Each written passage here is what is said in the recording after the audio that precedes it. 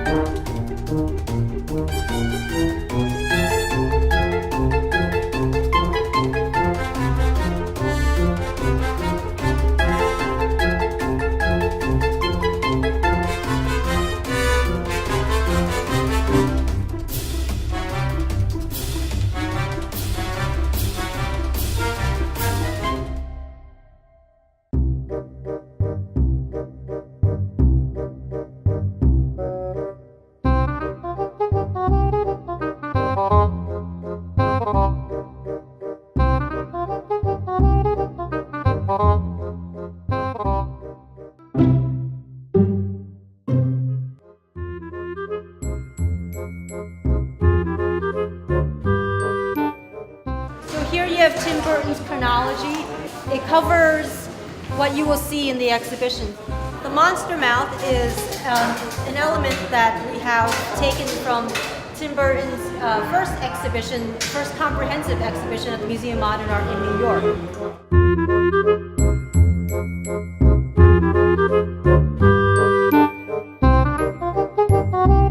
Here we are in the Around the World section.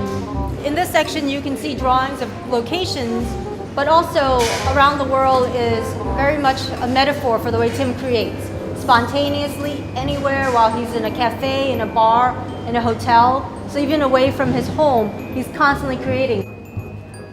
Here is the figurative work section. You will see a lot of Tim Burton's personal paintings and drawings, sculptural installations that he's created. Basically of men, women, creatures, anything that comes into Tim's imagination.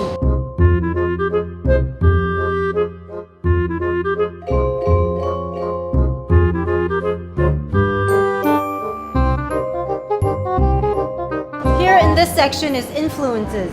Now here you will find some of Tim Burton's earliest works mixed in with some of his mature work. So you'll see Tim Burton experimenting with different styles, from Edward Gorey to Don Martin to Charles Addams to Dr. Seuss, before he found his own very distinctive style. And then upstairs you will find the holidays section.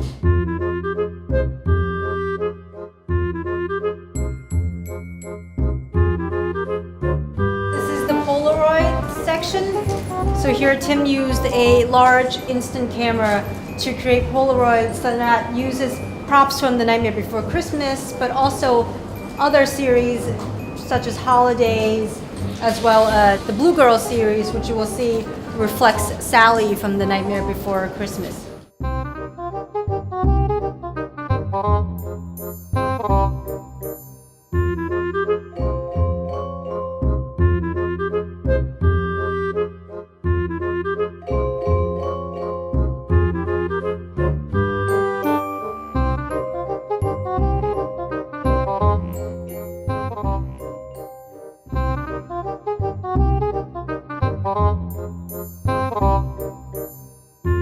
In this film character section, there are a lot of drawings representing one film and a few drawings representing some films. So again, this section is not about sort of seeing how Tim Burton creates a movie, but what elements of Tim Burton's movies are truly personal to him and truly representative of Tim Burton's aesthetic. This is the unrealized projects section of the exhibition. Of course, we all know Tim Burton now as a famous filmmaker, a famous director of movies like Alice in Wonderland. But in fact, he has created many, many ideas that were never realized into a book project or an animated film or a live action film. So the Alien series here you see are his drawings, which are represented also in the Luminous Room.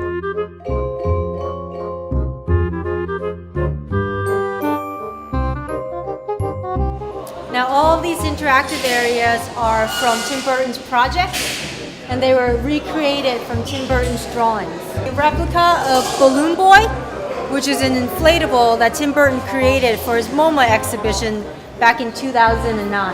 Now, in The Nightmare Before Christmas, if you remember, there is a blacklight scene with Oogie Boogie, the villain. So we've taken these elements from Tim Burton's films and recreated a luminous area.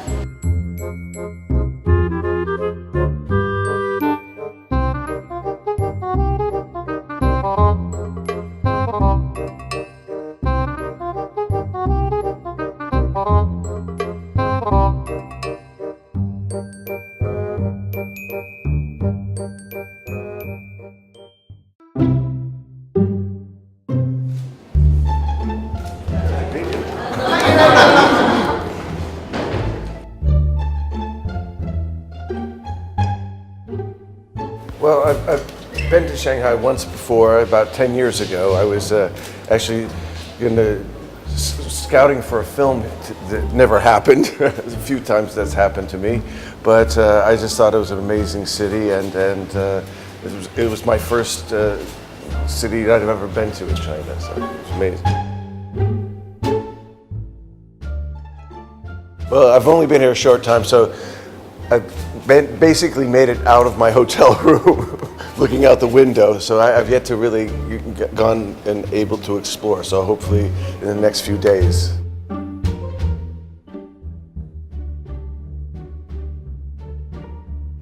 I never really considered myself a great artist. I just always liked to draw, and when I worked at Disney many years ago, they just let me sit in a room for a couple of years and draw whatever I wanted to draw. So, it's a very personal thing to me, drawing, and so I think everything you do, there's something about it that's meaningful and personal.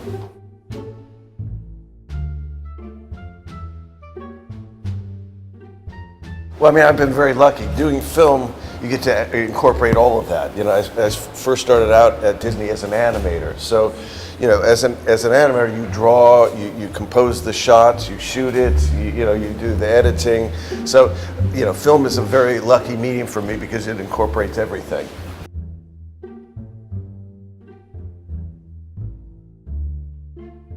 Well, I think that's an accurate description, because I think I've always loved, I grew up watching monster movies and horror movies, which I felt were like fairy tales, and I think those always spoke to me. There's something about the symbolism and the beauty and the magic, which for me works with film and sort of making modern fairy tales.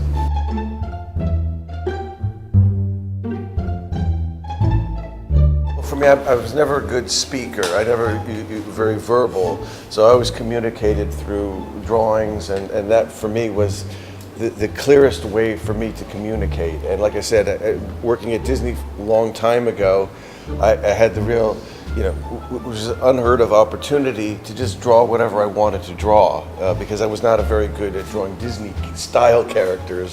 They just sort of let me create, and so a lot of formative years were spent doing that.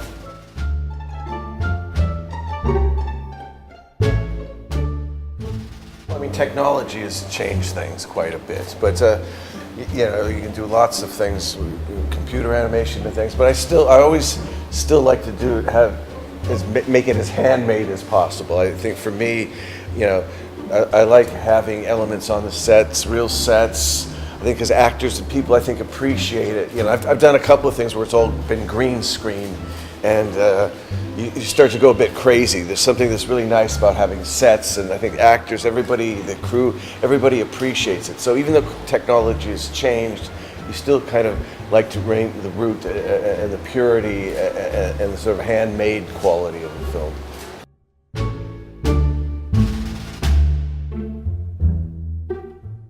Oh yeah, I mean, I've met a few Chinese actors and actresses over the years, and found them very, very compelling, very strong, and I've always the Chinese films I've seen, there's a sense of design and art that's really, really beautiful.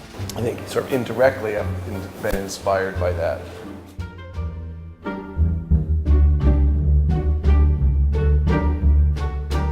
Well, I mean, I like actors who like to change and transform into other things. When I first met him on a film I did called Edward Scissorhands, you know, there's something about actors that like to transform and become other things. You know, that's why I always like old monster movie actors, because they would transform into different characters or creatures, and so, you know, he's somebody that I really love work with, because you know, he doesn't care how he looks. You know, he wants to become weird characters, and I like that.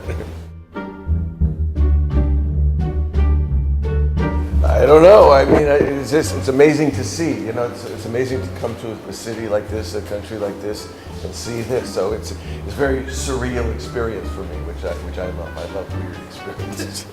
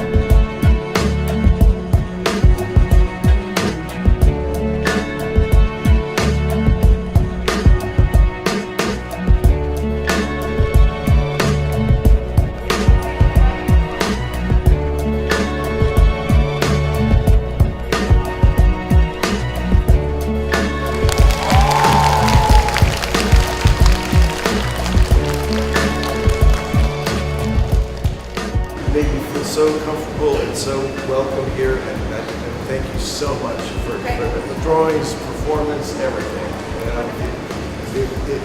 It really inspired me, so I really appreciate it. Thank you very much.